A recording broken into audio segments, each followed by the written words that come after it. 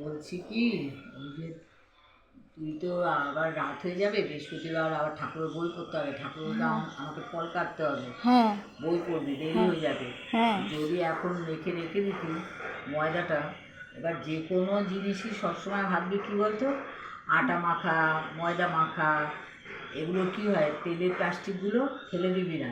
আচ্ছা ফেলে না দিয়ে হ্যাঁ ওই প্লাস্টিকের মধ্যে এই আটা তুই যদি এখন মেখে রেখে দিস, হুম এমনকি ফ্রিজেও রাখতে পারিস। ও আটা মেখে বা ময়দা মেখে ওই তেলের প্লাস্টিকের মধ্যে রেখে দিবি, অ্যাজ ইউজুয়াল থাকবে পুরো। হুম মানে তুই মনে হবে এইমাত্র মাখলি। মাখা হলো। আচ্ছা এইভাবে সবসময় রেখে দিবি। হুম তাহলে তুই ফ্রিজে রেখে দিতেও পারিস। হুম হয়তো কোনো সময় দুটো বার করে লুচি বানালি, হুম কোনো সময় রুটি বানালি, একবারে মেখে তেলের প্লাস্টিকগুলো না ফেলে তার ভিতরে রেখে দিবি। আর না রাখলে কিরম হয়ে যাবে? না রাখলে ওই আটার মধ্যে গামলায় রাখবি, যখন দেখবি টানছিস তখন